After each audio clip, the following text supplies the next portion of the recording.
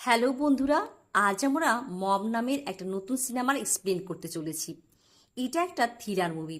এটি এমন এক মায়ের গল্প যার আইনের উপর থেকে বিশ্বাস উঠে যায়, আর নিজের মেয়ের সাথে ঘটা অন্যায়ের সাজা তিনি নিজেই অপরাধীদের দেন। আশা করি আপনারা মুভিটি উপভোগ করবেন। সিনেমাটির শুরুতে আমরা দেখি দেবকী নামের একজন শিক্ষিকা দিল্লির একটা স্কুলের ক্লাসরুমে বায়োলজি পড়াচ্ছিল।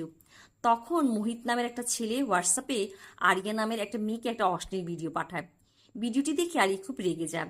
সেই ভিডিওটি তার এক বান্ধবীকে দেখায়, যেও এটি দেখে চিৎকার করে ওঠে। এরপর দেবকী ম্যাডামের তাদের উপর নজর পড়ে। তিনি তাদের থেকে ফোনটি নিয়ে নেন এবং ভিডিওটি দেখে ফেলেন। এবার দেবকী ম্যাডাম রেগে গিয়ে মোহিতের কাছ থেকে তার ফোনটি কেড়ে নিয়ে জানলা দিয়ে বাইরে ছুঁড়ে ফেলে দেয় এবং তাকে তার মা বাবাকে স্কুলে আসতে বলে। এতে মোহিত মনে মনে দেবকী ম্যাডামের উপর ক্ষেপে যায়। এরপর দেখানো হয় দেবকী ম্যাডাম তার স্বামী আনন্দ এবং মেয়ে পিহুকে নিয়ে রাতের খাবার খাচ্ছেন। সেখানে আমরা আরিয়াকে দেখতে পাই। তিনি আরিয়ার সৎ মা। আরিয়ার মায়ের মৃত্যুর পর তার বাবা দেবকীকে বিয়ে করে। দেবকী আরিয়াকে নিজের মেয়ের মতো ভালোবাসে, কিন্তু আরিয়া দেবকীকে তার মা হিসেবে এখনো মেনে নিতে পারেনি। খাবার টেবিলে আরিয়া তার বাবাকে বলে সে ভ্যালেন্টাইনের একটা পার্টিতে যেতে চায়। এই কথা শুনে দেবকী জিজ্ঞেস করে তার সাথে আর কে কে যাচ্ছে। এই কথা বিরক্ত হয়ে আরিয়া দেবকীকে বলে তিনি এত প্রশ্ন করছে কেন। তার বাবা তাকে তার মায়ের সাথে ভালোভাবে কথা বলতে বলে। আরিয়া এতে রেগে যায় এবং খাবার টেবিল ছেড়ে অন্য নিজের রুমে চলে যায়। কিছুক্ষণ পর দেবকী আরিয়ার ঘরে খাবার নিয়ে আসে এবং বলে যে আরিয়া পার্টিতে যেতে পারবে। তার বাবা হাঁ করেছে আর খাবারটা খেয়ে নিতে বলে। পরের দিন সকালে আরিয়ার বাবা অফিসের কাজে নিউ ইয়র্কে চলে যায়। সন্ধ্যায় আরিয়া তার বন্ধুদের সাথে ভ্যালেন্টাইন পার্টিতে যায় আর তারা হাসি আনন্দ করছিল। সেখানে আমরা মোহিত ও তার কাজিন চার্লস এবং তার আরও কিছু বন্ধুদের দেখি। মোহিত আরিয়াকে বারবার দেখছিল। চার্লস তাকে জিজ্ঞেস করে যে সেই মেয়েটিকে পছন্দ করে কিনা। মোহিত হাঁ বলে আর তাকে স্কুলে ঘটনাটি খুলে বলে। এসব শুনে চার্লস আরিয়াকে কাবু করতে চায়, তাই দুটো ড্রিঙ্কস নেই, একটাতে ঘুমের ওষুধ মিশিয়ে দে এবং তা আরিয়াকে অফার করে, কিন্তু আরিয়া তাকে মানা করে দে। এতে চার্লস আরিয়ার উপর ক্ষেপে যান। তাই তারা সবাই মিলে এটি প্ল্যান করে যে তারা আরিয়াকে একটা শিক্ষা দিবে। কিছুক্ষণ পরে আমরা দেখি আরিয়া পার্টি থেকে বেরিয়ে যায়। এমন সময় দেবকী তাকে ফোন করে এবং জিজ্ঞেস করে তার পৌঁছাতে আর কতক্ষণ লাগবে। আরিয়া বলে 40 থেকে 45 মিনিটের মধ্যে বাসায় পৌঁছে যাবে, ফোন রেখে দে।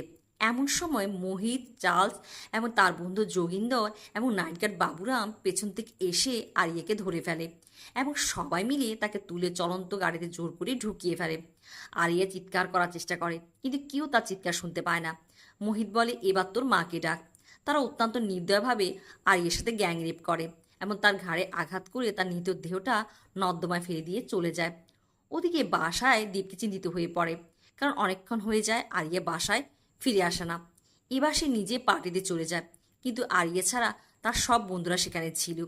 আরিয়াকে সেখানে না পেয়ে দেবকী থানায় গিয়ে পুলিশকে জানায় যে তার মেয়ে অনেকক্ষণ ধরে বাড়ি ফিরেনি। সে বলেছিল 40 মিনিটের মধ্যে ফিরবে, কিন্তু 3 ঘন্টারও বেশি সময় হয়ে গেছে। তখন পুলিশ ইন্সপেক্টর বলে আজ ভ্যালেন্টাইন্স ডে, সে হয়তো অন্য কারোর সাথে থাকতে পারে, সকাল পর্যন্ত অপেক্ষা করা উচিত। তখন সেখানে একজন ডিটেকটিভ বসেছিল। সে এসে দেবকীর সাথে কথা বলে। দেবকীকে তার কার্ড দিয়ে বলে কোনো সমস্যা হলে আমাকে ফোন করতে পারেন।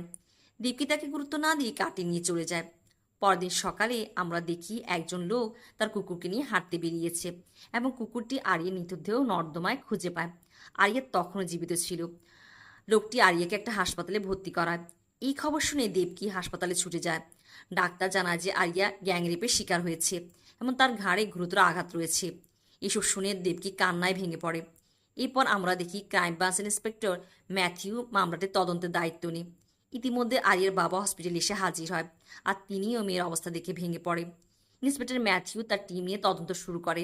পার্টির সবাইকে জিজ্ঞাসাবাদ করা হয় এবং আরিয়া জ্ঞান ফিরিয়ে এলে তারও জবানবন্দি নেওয়া হয়। মোহিত, চার্লস ও তার বন্ধুদের গ্রেপ্তার করা হয়।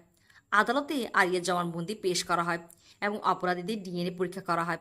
তবে ডাক্তারি পরীক্ষা আরিয়ার শরীরে তাদের ডিএনএর কোনো চিহ্ন পাওয়া যায় না, কারণ নর্দমায় আরিয়ার শরীর ডুবে থাকায় এবং 3 দিন পর তার জবানবন্দি নেওয়া হয়েছিল। তাছাড়া অপরাধীরা পুলিশকে টাকা খাওয়ায়, আর অপরাধীর বিরুদ্ধে কোনো অকট্য প্রমাণ না পেয়ে আদালত এই রায় দিয়েছে 14 ফেব্রুয়ারি আরিয়া নেশাগ্রস্ত ছিল, কারণ তার শরীরে অ্যালকোহল পাওয়া গেছে। সুতরাং তার জবানবন্দি বিশ্বাস করা যায় না এবং এটা প্রমাণিত হয় না যে তার সাথে কোনো জবরদস্তি হয়েছিল। তাই আদালত 4 জনকে, চার্লস, মোহিত, বাবুরাম এবং যোগিন্দরকে নিঃশর্ত মুক্তি দিয়ে দেয়। আরিয়া মানসিকভাবে পুরোপুরি ভেঙে পড়ে আর তার সৎমা দেবকীর উপর নারাজ হয়, কেননা মোহিত বলেছিল এখন তোর মাকে ডাক। আরিয়া মনে করে দেবকী মোহিতের মোবাইল জানলা দিয়ে ফেলে দেওয়াতে সে খেপে গিয়েছিল। আরিয়া সারাদিন নিজেকে রুমে লক করে রাখে। যাই হোক, কোর্টের এই রায়ে দেবকীর আইনের উপর থেকে বিশ্বাস উঠে যায়। কিছুদিন পর দেবকী স্কুলে গেলে মোহিতকে দেখতে পায়। সে গিয়ে প্রিন্সিপালকে বলে মোহিত কিভাবে এখনও স্কুলে রয়েছে। প্রিন্সিপাল বলে সে অপরাধী প্রমাণিত হয়নি, তাদের কিছু করার নেই। দেবকী স্কুলে শিক্ষকতা করা ছেড়ে দেব। দেবকী আরির সাথে যা ঘটেছে তা এত সহজে মেনে নিতে পারছিল না। দেবকী ডিটেকটিভ দয়াশঙ্করের কথা মনে পড়ে, তার সাথে দেখা করতে যায়। তাকে দেবকীকে সাহায্য করতে বলে। দয়াশঙ্কর রাজি হয়। এবার দয়াশঙ্কর দেবকীকে বাবুরাম সম্পর্কে তথ্য এনে দেব। বাবুরাম তার ছুটির দিনে এমন একটি মদের দোকানে যায়, সেখানে সে রাতভর ড্রিঙ্ক করে। দেবকী তার পরিচিত তৃতীয় লিঙ্গের কিছু মেয়েদের দিয়ে বাবুরামকে প্রলুব্ধ করিয়ে তাকে একটা গাড়িতে বসিয়ে এক জায়গায় নিয়ে আসে। 3 দিন পর এক সকালে বাবুরামের জ্ঞান ফিরলে সে নিজেকে তার বাসার কাছে পায়। কীভাবে সেখানে পৌঁছতো তা সে জানে না। এরপর সে বাড়ি ফিরে বাথরুমে ঢুকলে সে দেখতে পায় সে নপুংসক হয়ে গেছে। সে চিৎকার করে ওঠে আর পা পিছলে পড়ে যায় এবং কলের উপর মাথা আঘাত পেয়ে ঘটনাস্থলেই মারা যায়। এরপর দয়াশঙ্কর দেবকীকে চার্লসের ব্যাপারে খোঁজ খবর দেয়। চার্লস ফিটনেস নিয়ে বেশ আগ্রহী এবং প্রচুর পরিমাণ সাপ্লিমেন্ট গ্রহণ করে। এটা জানতে পেরে দেবকী একটা পরিকল্পনা করে। সে বাসায় অনেকগুলো আপেল নিয়ে আসে, সেগুলোর বীজ নিয়ে গুঁড়ো করতে শুরু করে। একজন চাবিওয়ালার সাহায্যে চার্লসের ফ্ল্যাটের একটা চাবিও বানিয়ে ফেলে। এরপর সে চার্লসের ফ্ল্যাটে ঢুকে তার প্রোটিন পাউডারের সাথে আপেলের বীজের গুঁড়ো মিশিয়ে দেয়। তারপর আমরা চার্লসকে প্রোটিন পাউডারটা পান করতে দেখি। এটা পান করার সাথে সাথে তার মুখ থেকে ফেনা বের হতে শুরু করে। তার শরীর খারাপ হয়ে যায় এবং সে প্যারালাইজড হয়ে পড়ে। আসলে যা ঘটেছিল তা হলো আপেলের বীজে অল্প পরিমাণ সায়ানাইড থাকে, আর যদি প্রচুর পরিমাণ আপেলের বীজ গুঁড়ো করা হয় তবে তাতে থাকা সায়ানাইড একজন ব্যক্তিকে পক্ষাঘাত করার জন্য যথেষ্ট, যার ফলে চার্লসকে হাসপাতালে ভর্তি করা হয়। চার্লসের বাসায় তার কাজিন মোহিতের বাসার চাবি ছিল। দেবকী সেটা নিয়ে নিয়েছিল আর সে মোহিতের বাসায় ঢুকে যায় আর ব্যাগে করে আপেল নিয়ে আসে এবং কিচেনে গিয়ে সেগুলো কাটে। এমন দৃশ্য তৈরি করে যাতে মনে হয় মোহিত আপেল কেটে সেগুলো থেকে বীজ নিয়েছে। সিন চেঞ্জ হয়। একজন ইন্সপেক্টর ম্যাথিউকে জানায় যে চার্লসের পেটে সায়ানাইড পাওয়া গেছে, যা আপেলের বীজ থেকে এসেছে। হাসপাতালে চার্লসকে দেখতে মোহিত এসেছিল। তার কাছে ফোন আসে তার বাসায় আগুন লেগেছে, যেটা দেবকী করেছে। ইন্সপেক্টর ম্যাথিউ মোহিতের সাথে তার বাসায় যায়, কিন্তু সেটা মিথ্যে ছিল। মোহিতের বাসায় ঢুকে ইন্সপেক্টর ম্যাথিউ সেখানে অনেক কাটা আপেল দেখে বীজ ছাড়ানো অবস্থায়, আর সমস্ত সন্দেহ গিয়ে পড়ে মোহিতের উপর। এবার সে মোহিতকে গ্রেপ্তার করে। ম্যাথিউ সেখানে একজোড়া চশমাও খুঁজে পায়। সে চশমাটি চিনে ফেলে যে এটি দেবকীর। দেবকী সেখানে এটি ভুলে রেখে এসেছিল। এরপর ম্যাথিউ দেবকীর কাছে কোনো একটা ডকুমেন্টসে সই নিতে যায়। সই করার সময় দেবকী তার চশমা খুঁজতে থাকে। তখন ম্যাথিউ চশমাটা বের করে জিজ্ঞেস করে যে সে এটা খুঁজছে না তো। তখনই দেবকী হুবহু একই রকম দেখতে আটটা চশমা বের করে বলে তার চশমা তো তার কাছেই আছে, কারণ সে ইতিমধ্যে নতুন চশমা কিনে ফেলেছে। ম্যাথিউর আর কিছুই করার থাকে না। এদিকে টিভিতে চার্লস ও মোহিতের খবর দেখে আরিয়ার বেশ ভালো লাগে। এবার দেবকী আবারও দয়াশঙ্করের সাথে দেখা করতে যায়। দয়াশঙ্কর তাকে বলে সে এখনও যোগীন্দ্রের ব্যাপারে কোনো তথ্য খুঁজে পায়নি। এদিকে আমরা দেখি যোগীন্দ্র চার্লসের সাথে দেখা করতে যায় এবং চার্লস তাকে ইশারা বোঝাতে চায় আরিয়ার মা এসবের পেছনে রয়েছে। এরপর যোগীন্দ্র আরিয়াদের বাড়িতে যায়। জানতে পারে পুরো পরিবার ভ্যাকেশনে গেছে। তখন সে খেয়াল করে যে কেউ তাকে অনুসরণ করছে। সে বুঝে যায় দয়াশঙ্কর তার পিছু করছে। এবার যোগীন্দ্র দয়াশঙ্করকে পিছু করে এবং দেবকীর সাথে তার কথোপকথন শুনে ফেলে। তাকে মারতে শুরু করে এবং দেবকী সম্পর্কে জিজ্ঞাসাবাদ করে। না বলতে চাইলে দয়াশঙ্করকে গুলি করে দেব। দয়াশঙ্কর যে নম্বরে দেবকীর সাথে কথা বলেছিল সেই নম্বরে ফোন করে দেবকীর পরিবারের ছুটিতে যে কটেজে উঠেছে তার খোঁজ পেয়ে যায়।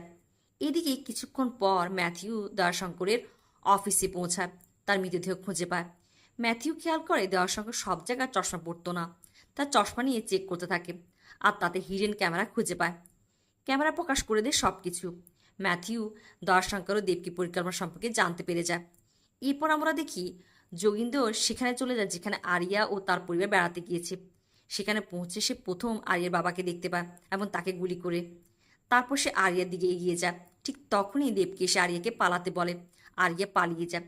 যোগীন্দ্র দেবকীর উপর হামলা করে। তার মুখে একটা প্লাস্টিকের ব্যাগ বেঁধে তাকে মারতে শুরু করে। দেবকী নিথর হয়ে পড়ে। যোগীন্দ্র মনে করে দেবকী মারা গেছে। এবার সে দেবকীকে ফেলে রেখে আরিয়ার পিছু ধাওয়া করে, কিন্তু দেবকী মরেনি। সে উঠে যোগীন্দ্রের পিছনে আরিয়া এক জায়গায় লুকিয়ে পড়ে আর যোগেন্দ্রের সামনে দেবকী এসে পড়ে। সে দেবকীকে মারার জন্য বন্দুক তাক করে। সে গুলি করতে যাচ্ছিল, ঠিক তখনই ইন্সপেক্টর ম্যাথিউ এসে যোগেন্দ্রের পায়ে গুলি করে। তার হাত থেকে বন্দুকটা পড়ে যায়। দেবকী বন্দুকটা তুলে নিয়ে যোগেন্দ্রের গুলি করতে প্রস্তুত হয়, কিন্তু ইন্সপেক্টর ম্যাথিউ দেবকীকে গুলি করতে মানা করে, কারণ এখন তার কাছে প্রমাণ আছে, সে যোগেন্দ্রকে জেলে দেবে। কিন্তু দেবকী বলে যে আরির সাথে যা হয়েছে সে ঘটনা আবারও ঘটবে এবং যোগেন্দ্র আরির হাত থেকে বেঁচে যাবে। ঠিক তখনই ইন্সপেক্টর ম্যাথিউ দেবকীকে তার পিস্তলটা দিয়ে বলে, যদি ওকে মারতেই হয় তবে এই বন্দুকটা দিয়ে মারুন। যোগেন্দ্র বাঁচার জন্য উনয় বিনয় করতে থাকে। ওদিকে আরিয়া একটা গাছের আড়াল থেকে সব শুনতেও দেখতে পায়। এতদিন ধরে সে দেবকীকে তার মা হিসেবে মেনে নিতে পারছিল না, কিন্তু আজ এসব শুনে যে দেবকী তার জন্য কতটা করেছে এবং দেখে সে দেবকীকে মা বলে ডেকে ওঠে। আরিয়ার মা ডাক শোনার পর দেবকী যেন আলাদা একটা শক্তি পায় আর যোগেন্দ্রকে কয়েক রাউন্ড গুলি ছুড়ে দেয় এবং সঙ্গে সঙ্গে তার মৃত্যু হয়। আরিয়া দেবকীর দিকে ছুটে যায়, তাকে মা বলে ডাক দিয়ে জড়িয়ে ধরে। দেবকীও তাকে আঁকড়ে ধরে। আর এর সাথেই গল্পটা এখানে শেষ হয়ে যায়। ভিডিওটি ভালো লাগলে লাইক, শেয়ার আর সাবস্ক্রাইব দিয়ে আমাদের সাথে থাকবেন।